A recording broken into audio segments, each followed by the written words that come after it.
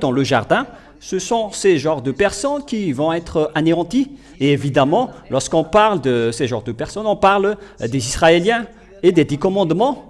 Les autres nations ne sont pas du tout concernées pour cela, car c'est dans les 10 commandements et les lois de Moïse qu'on a interdit de manger de la chair de porc ainsi que des mets abominables. Nous allons regarder ce verset dans Lévitique 11, si je ne me trompe pas, concernant les animaux souillés. Le voilà justement.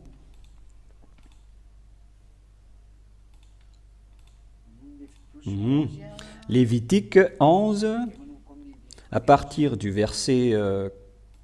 combien déjà? Nous allons commencer à partir du verset 3. Lévitique 11.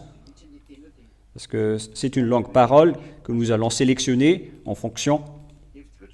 Lévitique 11.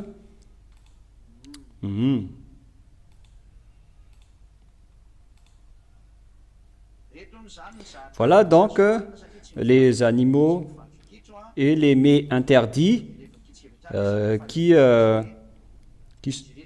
ont des pieds fourchus depuis le verset 3. Tout animal à la corne divisée et le pied fourchu et qui rumine, vous les mangerez, mais vous ne mangerez pas de ce qui rumine seulement ou qui ont seulement la corne divisée. Tel est le chameau qui rumine, mais dont la corne n'est pas divisée. Il sera impur pour vous.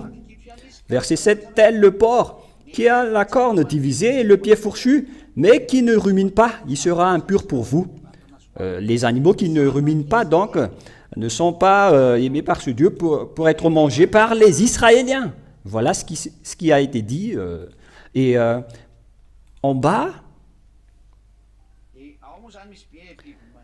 il y a tous les animaux souillés, ils sont plusieurs.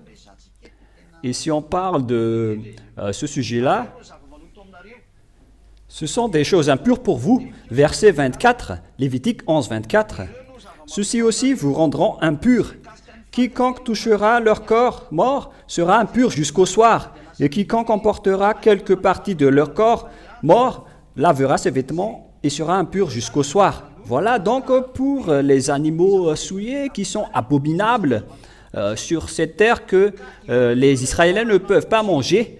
C'était dans le cadre des lois de Moïse qui sont réservées uniquement aux Israéliens, qu'on a déjà parlé dans plusieurs enseignements, que ce sont réservés aux Israéliens, comme lors de l'enseignement numéro 13, qui a dit que les 10 commandements et les lois de Moïse sont réservés aux Israéliens. Ils ne sont pas faits pour les autres nations. Et donc, concernant les animaux fourchus, etc., il y en a qui sont autorisés de manger et il y a ceux qui ne sont pas autorisés. Parce que sinon, vous allez faire de l'abomination aux yeux de Dieu. Et à ce moment-là, il va vous anéantir. Et ceux qui vont être anéantir, d'après ce schéma, ce sont les Israéliens, mais pas du tout les autres nations. Nous allons lire la parole de Dieu, toujours dans Lévitique 26, que lorsque vous n'allez pas respecter ces paroles, vous serez maudits. Lévitique 26, écoutez.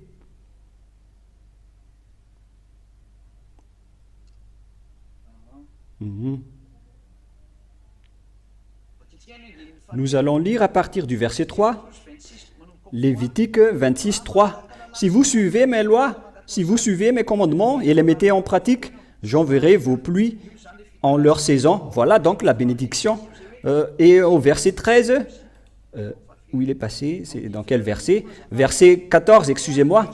Voilà donc la malédiction pour ceux qui ne respectent pas la parole du Père Yahva, selon ce qui est dit. Mais si vous ne m'écoutez pas et ne mettez pas en pratique tous ces commandements, si vous méprisez mes lois, et si votre âme a en dégoût mes ordonnances pour ne pas pratiquer tous mes commandements et pour violer mon alliance.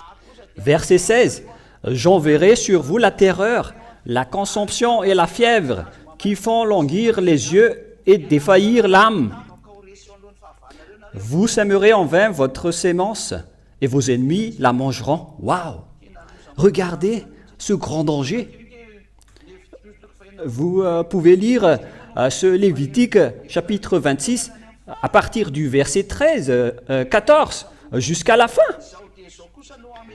Dans le verset 24, « À mon tour, je marcherai contre vous et je vous frapperai moi aussi 7 fois plus pour vos péchés. Je ferai venir contre vous l'épée vengeresse de mon alliance. Vous vous rassemblez de vos villes et j'enverrai la peste au milieu de vous. » C'est un très grand danger jusqu'à la fin. C'est vraiment...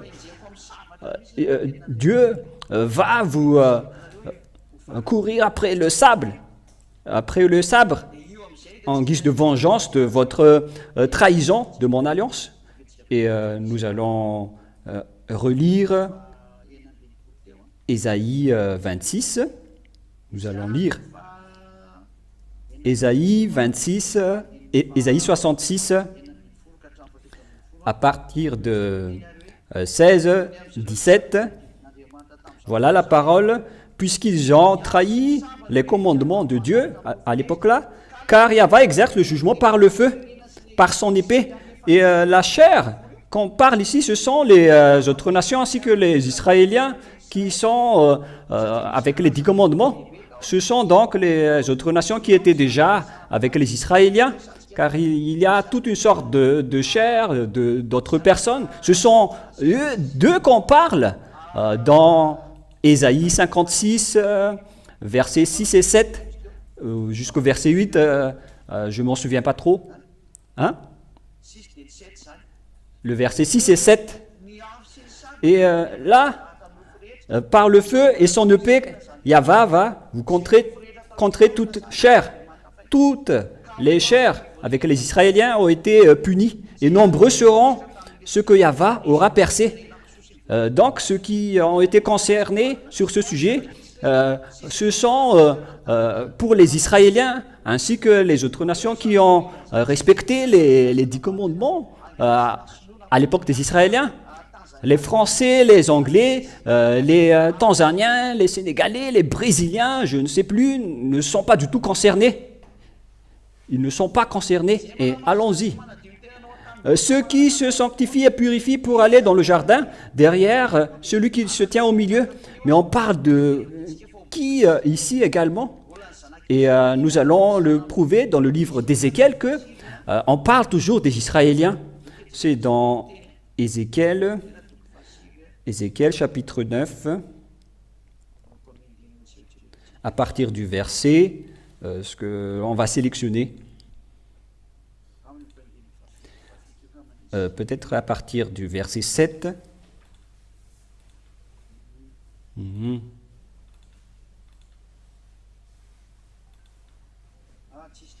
Non, ce n'est pas le bon verset. Nous allons rechercher. J'ai oublié, c'est dans le livre d'Ézéchiel, combien, les enfants? Qui parle du sujet du milieu. Chapitre 8. C'est dans le chapitre 8, si je ne me trompe pas. Ézéchiel, chapitre 8, à partir du verset 12, parce que l'autre n'était pas bon. C'est Ézéchiel 8.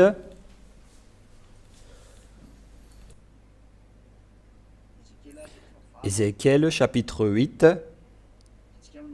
Nous allons lire à partir du verset 12. Ici, nous allons voir et lire à partir de quel verset? Ézéchiel 8, verset 5. Nous allons commencer avec le verset 5 jusqu'au verset 14, si je ne me trompe pas. Il me dit, fils de l'homme, lève-toi donc tes yeux dans la direction du septentrion, c'est-à-dire vers l'extrême nord. Et je levai mes yeux dans la direction du septentrion, et voici qu'au nord de la porte de l'autel, il y avait cette idole de jalousie à l'entrée. Donc, dès l'entrée, il y a une chose qui rend vraiment en colère Dieu. Et il me dit, fils de l'homme, vois-tu ce qu'ils font? Les grandes abominations que la maison d'Israël commet ici, afin que je m'éloigne mon sanctuaire.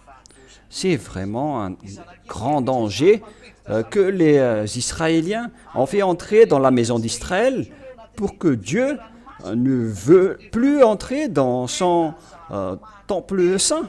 C'est vraiment une chose qui rend vraiment en colère les choses que les Israéliens ont fait. Même le Père Yahva ne veut plus entrer dans son sanctuaire en Israël. Et c'est une très grande abomination qu'on vient de parler dans le livre d'Ésaïe, que les Israéliens sont des abominables. Alors les voilà. Et il me conduisit à l'entrée du parvis, et je vis, et voici qu'il y ait un trou dans le mur. Et il me dit, versets 8 et 9, « Fils de l'homme, perce donc la muraille. » Et je perçai la muraille, et voici qu'il y a eu une porte. Il me dit, « Viens et vois les horribles abominations qu'ils commettent ici. » Voilà donc l'abomination. Et je vins, et je vis, et voici qu'il y ait toutes sortes de figures de reptiles et d'animaux immondes, et toutes les horreurs de la maison d'Israël. Ça a été dit dans Lévitique, combien déjà? Lévitique 11, que nous venons de lire. Le voilà. C'était écrit sur la muraille tout autour, verset 11. Et 70 hommes d'entre les anciens de la maison d'Israël, parmi lesquels était Jézonia, le fils de Saphan, se tenaient debout devant elle, et chacun avait à la main son encensoir, d'où s'élevait le parfum du nuage d'encens, et il... Waouh! Verset 12. Et il me dit, « As-tu vu, fils de l'homme, ce que les anciens de la maison d'Israël font dans les ténèbres? Chacun dans ses appartements, couverts de figures, car ils disent, « Yahva ne nous voit pas, Yahva a abandonné le pays. » C'est vraiment dangereux. C'est eux qui sont des malfaiteurs et ils osent critiquer Dieu à cela. Ils diffament et ils critiquent Dieu. Les Israéliens sont des méchants et jusqu'à aujourd'hui, ils ne peuvent plus se tourner vers Dieu, le Elohé des Israéliens, qu'on appelle Yahva. Ils ne peuvent plus se tourner vers lui, ni vers Yahushua, alors que c'est Yahushua qui a été crucifié pour les sauver. Ils les ont tués. Nous allons encore voir ça pour les Israéliens. Pourquoi vous dites que le Sauveur n'est pas encore arrivé? Car eux, ils disent que le Sauveur n'est pas encore arrivé. Donc, auparavant, Zadia est arrivé pour prouver que le Sauveur que vous attendez est déjà arrivé. C'était déjà dit avec Élie ou Élia, mais c'est vous qui n'avez pas écouté. Mais c'était triste. Mais nous allons voir la parole de Dieu concernant cette vérité. Il y a donc celui qui est au milieu. Verset 11. Et 70 hommes d'entre les anciens de la maison d'Israël, parmi lesquels était Jézonia, le fils de Saphan, se tenaient debout devant elle, et chacun avait la main de son encensoir, d'où s'élevait le parfum d'un nuage d'encens. Ça a été évoqué vers le diable. Ils ont fait de l'idolâtrie.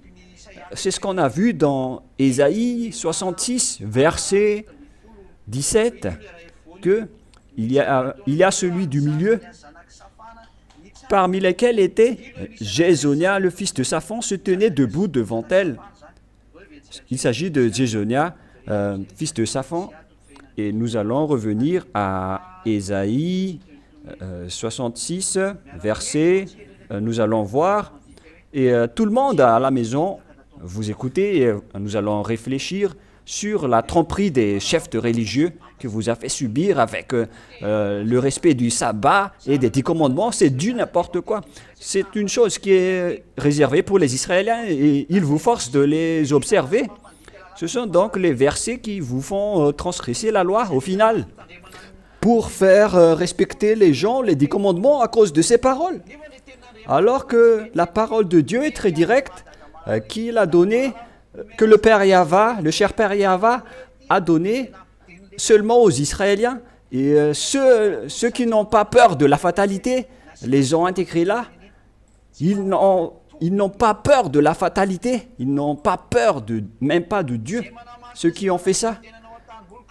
Celui qui se purifie pour aller dans les jardins, derrière celui qui se tient au milieu, c'est en fait Jazania, qui a mangé les mets abominables et les souris qu'on a vus dans Ézéchiel 8 tout à l'heure. Ce sont eux qu'on va anéantir, tous les Israéliens qui ont fait de l'idolâtrie. On va les anéantir. Ils sont vraiment des chairs, ils ne sont pas des animaux, ce sont des chairs qu'on va anéantir qui que ce soit. Et en premier, dans cette folie, c'est Jazania, le fils de Saphan, qui était le sacrificateur à l'époque.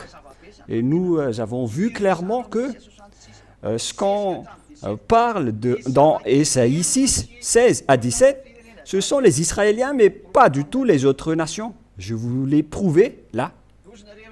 Et vous allez dire, et qu'en est-il dans l'autre verset, dans Ésaïe, car au dernier verset, nous allons bien lire que ils périront tous ensemble selon Yahva. Donc toutes les chairs en Israël vont être en péril, tout ensemble.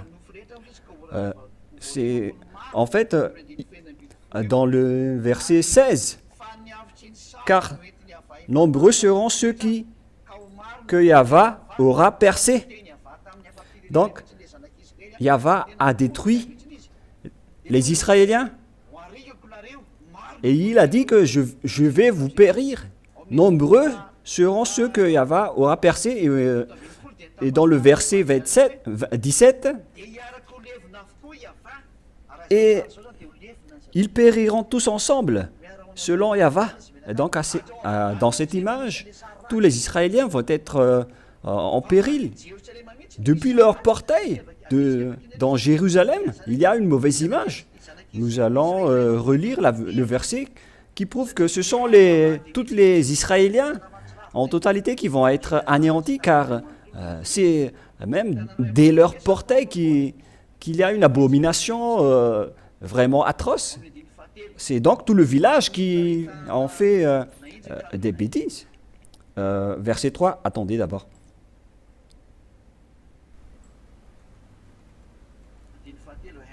Verset 3.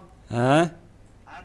Et il entendit une forme de main, et il me saisit par mes boucles de mes cheveux, et l'esprit m'enleva entre la terre et le ciel, et il me l'emmena au Jérusalem, en des visions divines, à l'entrée de la porte intérieure qui regarde au septentrion. Donc on a fait voir à Jérusalem ce qui se passe au Jérusalem depuis le portail qui regarde au septentrion, où était placée l'idole de la jalousie, qui provoque la jalousie. Et voici que là était la gloire de Dieu d'Israël, selon l'aspect que j'avais vu dans la plaine. Il me dit, fils de l'homme, lève-toi donc tes yeux dans la direction du septentrion. Et je levai mes yeux dans la direction du septentrion, et voici qu'au nord de la porte de l'autel, il y avait cette idole de la jalousie à l'entrée. Oh mon Dieu! C'est depuis l'entrée du temple de Jérusalem qu'ils ont placé l'abomination. C'est dans l'endroit où le Père Yahva entre qu'ils ont mis de l'abomination. Et le Père Yahva est vraiment en colère. Mais qu'est-ce que vous avez fait? Mais à cause des Israéliens, l'Israël était rempli de dangers depuis le portail et dans tout le village. C'est normal que le Dieu est en colère. Il a vraiment détruit le village d'Israël. Et donc la question qui se pose, est-ce qu'Israël va être anéanti? Et la réponse c'est dans Ésaïe 66, que le Père Yahva a dit que vous ne serez pas anéantis même si je vais vous détruire, que vous allez être anéantis. Le Père Yahva a dit que vous ne serez pas anéantis, mais ne dites pas que vous serez heureux, les Israéliens, en entendant ça. Mais jusqu'à maintenant, je ne sais plus si les Israéliens m'écoutent ou pas, mais voilà ce qui est dit dans le verset 22. Ce tribut ne sera jamais anéanti, même si je vais les détruire, car comme les nouveaux cieux et la nouvelle terre que je vais créer subsisteront devant moi, selon le Père Yahva, ainsi subsisteront votre prospérité et votre nom. Voilà pour le verset 22 qui parle de l'anéantissement du tribut d'Israël. Il a dit que je vais anéantir toute chair en Israël. L'Israël va être détruit, cela veut dire que ce soit les propriétaires ou les locataires.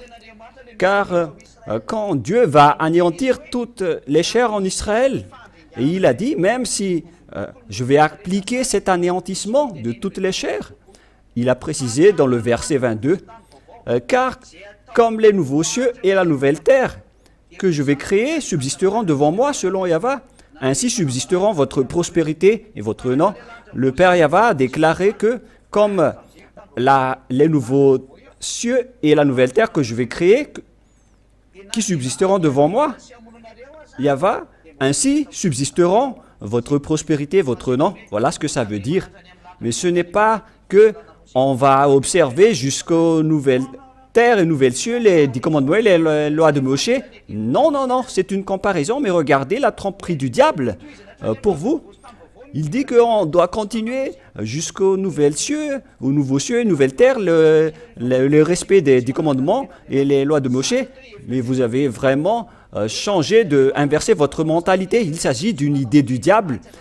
Dieu a dit que les 10 commandements et la loi de Moshe sont réservés aux Israéliens, qu'on ne peut rien retrancher ni rajouter. Mais comment les autres nations vont entrer dans ce discours? La loi est claire, c'est réservé aux Israéliens.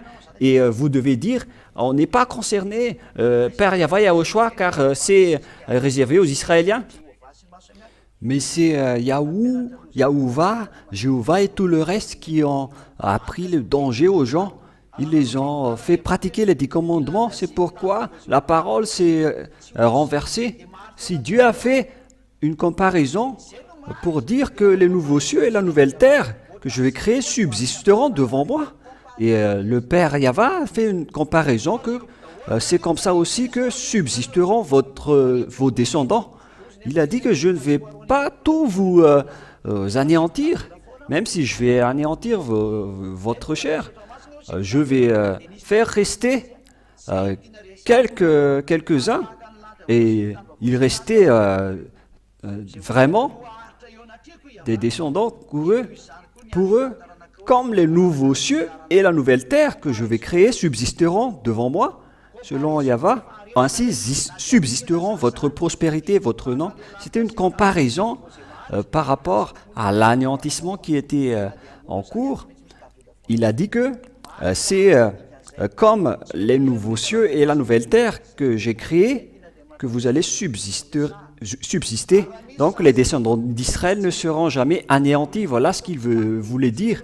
Et s'il y a un tribut qui ne sera jamais anéanti sur cette terre, c'est Israël, car il a déjà eu cette parole. Il ne sera jamais anéanti, quel que soit l'anéantissement et la destruction qui va s'y passer. Comme l'Afrique également, qu'on a déjà appris ici, selon la prophétie, l'Afrique est montée avec la montée de Barack Obama, l'ancien président américain, et vous allez encore voir une grande montée de l'Afrique lorsque l'Afrique du Sud va monter prochainement. Et vous allez vous souvenir de la parole de l'ambassadeur de Yahushua, Ziadia, et quand Ziadia dit que il faut que vous notez que l'Afrique va monter et tout le monde entier va avoir peur de lui, sauf les Russes. Souvenez-vous bien de mes paroles lorsque ce moment-là va arriver concernant la montée des Africains. Ésaïe 66, 23, de nouvelle lune en nouvelle lune et de sabbat en sabbat, toute chair viendra se prosterner devant moi et avoir. Voilà les 10 commandements et les lois de Moshe qui sont réservées aux Israéliens. Et donc toute chair en Israël vont se prosterner devant Yahva à ce moment-là. On parle ici de toutes les chairs en Israël. C'est vraiment logique que les autres nations ne sont pas concernées. qui se sont déjà apparus à ce moment-là, car cette image, tout ça s'est déjà passé, car ils se sont déjà fait détruire en exil, et il ne restait plus qu'un petit reste, et c'est ce petit reste qui s'est transformé en Palestine actuellement. Lorsque les Arabes sont arrivés, ils ont transformé en Arabes toutes les personnes en Israël à cause du métissage. Et à cause du métissage, ils se sont transformés comme cela. Si vous suivez bien l'histoire, vous arrivez à comprendre cela. C'est la cause du grand problème entre Israël et Palestine. Mais viendra le moment où je vais vous expliquer le déroulement de la fin de ce monde. Et c'est l'ambassadeur de Yahushua Zehadia qui va délimiter la fin de ce monde avec la parole de celui qui ne pêche point. Car Dieu écoute celui qui ne pêche point. Ce sont les non-pêcheurs qu'ils utilisent. C'est normal, mais vous allez entendre petit à petit la vérité. Et donc, les personnes qui respectent la nouvelle lune et le sabbat, ce sont les Israéliens. Et ceux qui vont se prosterner, ce sont les gens en Israël, ceux qui restent, car il y a ceux qui sont restés. Et verset 24, « Et quand ils sortiront, ils verront les cadavres des hommes qui se sont révoltés contre moi, comme avec l'arrivée de Nebuchadnezzar, les Assyriens, les Persiens, les Médians, les Grecs et les Romains, ils sont tous arrivés là-bas, et même les Allemands les ont encore frappés en dernier. Mais là, on ne va plus en parler, mais on va plus parler des souffrances que les Israéliens ont endurées bien avant. Et lorsque les gens ont été tués avec cette grande souffrance, et les gens sont sortis pour regarder leurs cadavres, mais qui ont révolté. Mais ce sont les Israéliens qui se sont révoltés. Et c'est la Sainte Écriture qu'on va faire répondre à ce sujet-là. C'est dans Jérémie chapitre 4. Il est passé où, ce verset, qui parle des Israéliens qui ont fait des révoltes?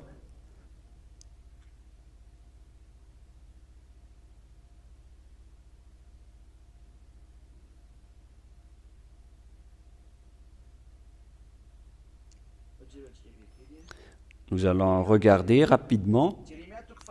Revient, Israël, révolte infidèle. Jérémie 3, 11. Yahva me dit, Israël, l'infidèle, s'est montré juste.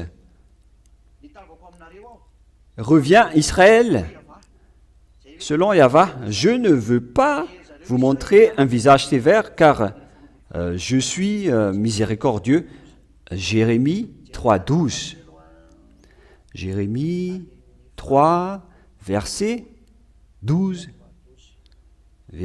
Jérémie 3, 12. Nous allons lire la parole de Dieu à ce sujet. Qui est le révoltant infidèle? Jérémie 3, 12. Va, écrit ces paroles du côté du septentrion et dit, reviens, infidèle Israël, selon Yahva. Donc, le révoltant infidèle, ce sont les Israéliens, lorsqu'ils ont regardé les cadavres des révoltants. Donc, vous ne pouvez pas contester cette parole pour vous qui me suivez en ce moment. Et nous allons revenir à Ésaïe 66, et dans la dernière partie.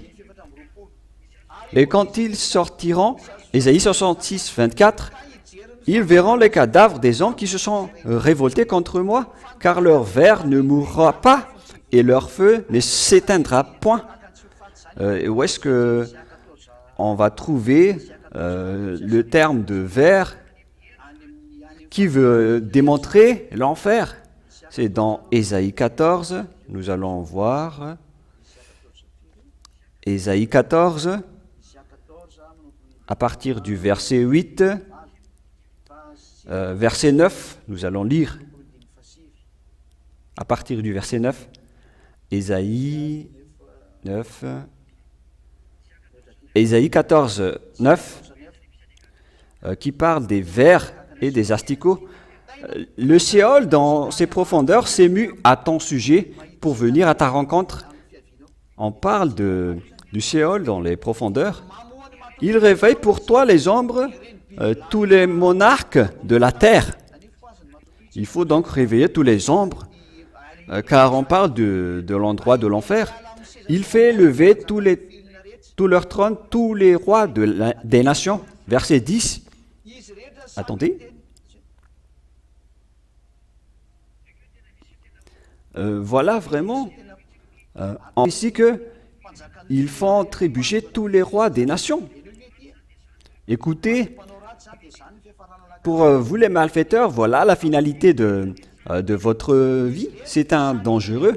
Tous ils prennent la parole pour te dire, toi aussi tu es déchu comme nous, et te voilà semblable à nous. Verset 11. Ton faste est descendu au Sheol avec le son de tes harpes. Sur toi sont répandus des vers et la vermine est ta couverture. C'est dangereux. Ça parle du sujet de l'enfer. Nous allons également regarder cette parole de Dieu. Nous allons lire la parole de Dieu dans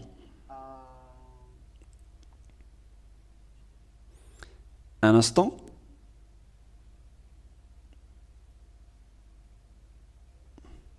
Dans le livre de... qui déjà? Dans le livre de Marc 9. Marc 9, verset 46. Marc 9, 46. Rajoutez, là où leur ver ne meurt point, et là où le feu ne s'éteint point. Mais on parle de l'enfer, les enfants, vous qui m'écoutez. Et on va lire également le verset 48, Marc 9, 27. Là où le ver ne meurt point et où le feu ne s'éteint point. La parole revient ici, donc réfléchissez chacun, car sinon vous irez en enfer, vous les malfaiteurs envers ce vrai Dieu. Et donc ça c'est déjà passé, mais aujourd'hui, le fait d'aller en enfer, nous allons lire à partir du verset 47. On parle de l'endroit de l'enfer. Marc 9, 47. Nous allons lire. Et si ton œil est pour toi une occasion de chute, arrache-le. Vaut mieux pour toi d'entrer avec un seul œil dans le royaume de Dieu que d'être jeté ayant deux yeux dans la guêne du feu. Là où leur ver ne meurt point et où le feu ne s'éteint point. Et donc, quand les Israéliens ont été anéantis par le Père Yahva, à cause du non-respect des 10 commandements, le Père Yahva les a envoyés en enfer, car ils ont dénigré Dieu. Mais c'était à l'époque des 10 commandements.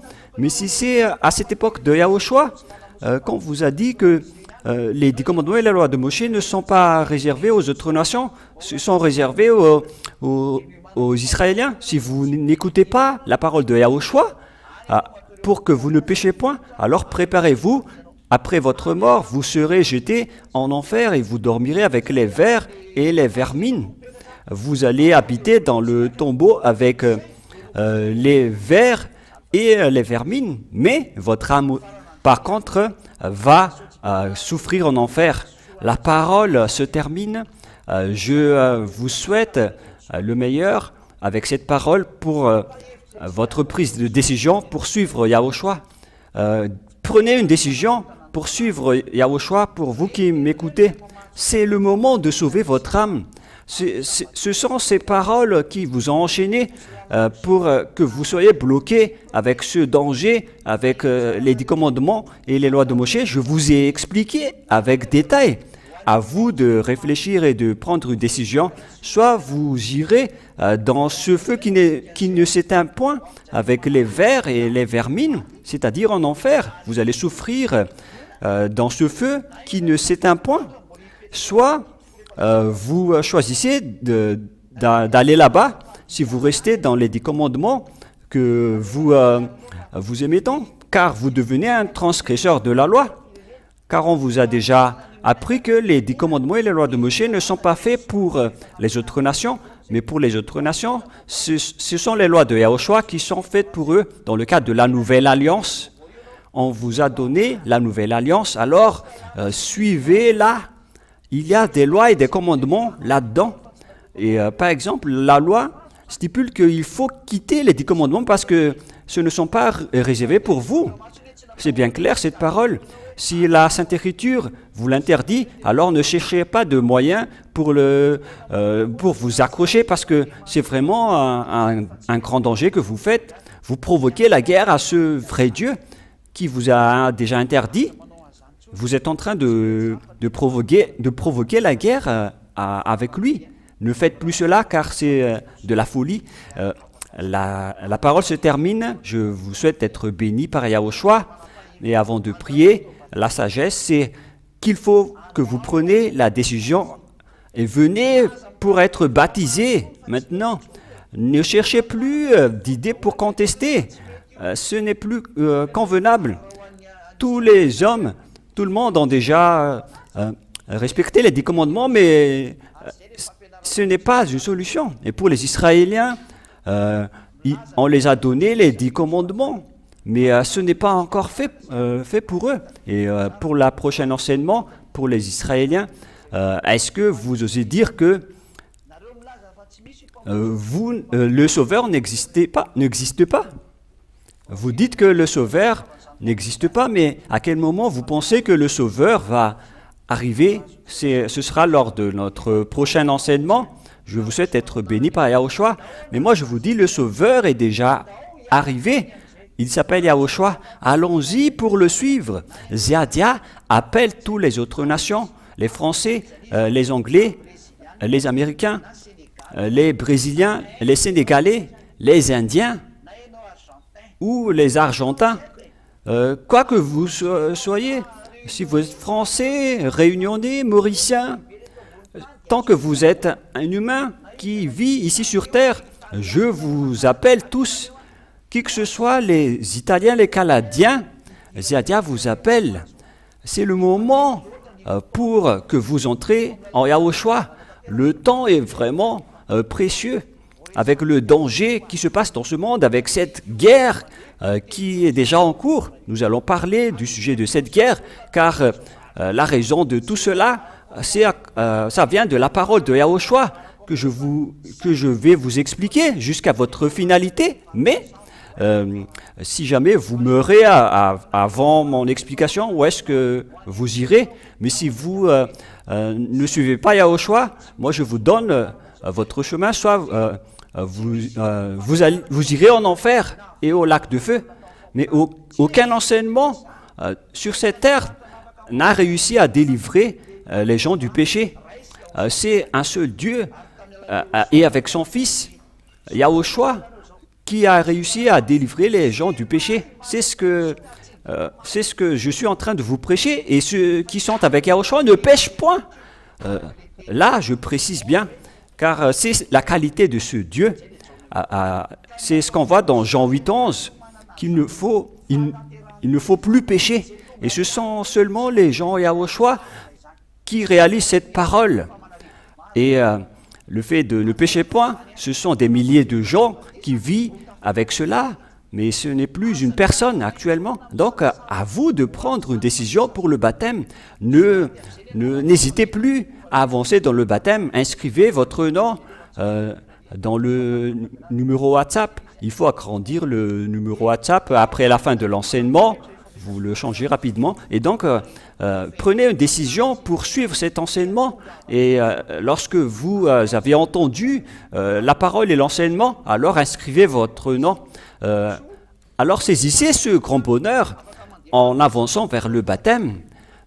Appelez-nous et envoyez-nous des messages sur WhatsApp. Ça ne demande pas beaucoup de charges sur WhatsApp. Vous faites rentrer juste un peu de crédit et après, vous pouvez mener des longues conversations avec vous pour les questions qui vous tourmentent.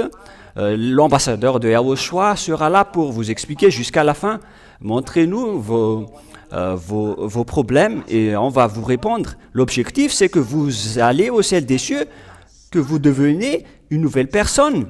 Le vrai bonheur, c'est le fait de ne pécher point. Et le premier parmi ces personnes, c'est ce que vous voyez là, c'est moi. Et vous dites, est-ce que vous ne péchez point vraiment? Mais oui, vraiment. Si je suis encore pécheur, je ne vous prêcherai pas jamais cela. Mais je suis le leader dans ce sens-là. C'est le plus merveilleux. C'est le fait de ne pécher point. C'est la suprématie du bonheur. C'est pour ça que je vous appelle, venez et allons-y. On va y aller chez Yahushua et inscrivez votre nom au baptême. Dites que moi je vais vous suivre, moi je vais suivre Yahushua que vous prêchez. Moi j'irai chez Yahushua au ciel des cieux. Voilà notre direction. C'est garanti à 100% que vous serez ramené là-bas avec la délivrance du péché. Du péché, c'est garanti. Ça n'existait pas sur cette terre, mais ça existe en Yahushua, prêché par Ziadia. C'est seulement ici que ça existe. C'est la preuve que c'est lui le vrai Dieu, c'est Yahushua le vrai Dieu. Alors prenez une décision, suivez-le, suivez-le. N'hésitez plus, parce que ce n'est plus convenable. On vous a donné beaucoup de preuves. C'est de la folie si vous ne changez pas après tout cela. Est-ce que vous êtes élu pour aller en enfer? Que vous n'écoutez pas cette parole. C'est depuis très longtemps qu'on vous a dit que ce système n'est pas bon pour vous. Vous connaissez bien que les pécheurs iront en enfer. Est-ce que vous n'êtes pas encore conscient? C'est le moment de la réflexion. Alors, soyez conscients car on entre dans la finalité de l'histoire de cette terre. Donc, l'ambassadeur de Yahushua, Ziadia, vous souhaite le meilleur pour que vous soyez bien arrivés en Yahushua, surtout vous qui êtes à l'international, vous qui écoutez les enseignements dans le panier YouTube Yahushua TV. C'est le panier pour que vous visionnez les enseignements, suivez les enseignements, regardez les enseignements. Et après avoir vu cet enseignement, souvenez-vous que c'est l'enseignement qui rend les gens non pécheurs pour qu'ils ne pêchent point. Voilà Yahushua qui est le vrai Dieu, qui a vraiment été crucifié. Alors, choix à vous le choix de le suivre. Si vous le suivez, tant mieux. Si vous ne le suivez pas, alors vous irez en enfer. Et si vous dites que je n'ai pas peur, alors n'allez plus chez le médecin. Mais si vous avez encore peur de mourir, moi je précise bien, c'est pas votre corps qui n'a pas peur de mourir, mais c'est votre âme qui a peur d'aller en enfer. Et c'est pourquoi il a peur. Mais ici en Yahushua, personne n'a peur de mourir, mais c'est juste triste d'être malade. Mais parce que ça doit toujours exister. Mais moi, je n'ai pas dit qu'on ne doit plus souffrir ou être malade. Hein. Moi, j'ai dit qu'on ne pêche point. Et lorsque vous arrivez en Yahushua, il va savoir ce qui est mieux pour vous aider. Il faut que vous ayez comme objectif son royaume et la vie éternelle d'abord. Et après, il va vous aider. Voilà l'objectif pour vous. Et voilà donc la fin de la parole de Ziadia. Je vous souhaite d'être bénis par Yahushua. Et à notre prochain enseignement, nous allons prier ensemble. Cher Père Yava, merci beaucoup pour l'enseignement et les explications. J'espère que les gens vont bien comprendre l'enseignement. Tu m'as vraiment aidé pour que les gens comprennent cette parole qui est très directe et très propre, sans virage. La parole est vraiment propre et vraiment claire. Père Yava, sauve les autres nations, car tu m'as envoyé parmi eux pour sauver les autres nations jusqu'à ce que l'effectif des gentils soit au complet. Père Yava, pour ta gloire, sauve les gens. Touche leur cœur et leur raison pour qu'ils demandent pardon et seront guéris pour se rapprocher de ce vrai enseignement.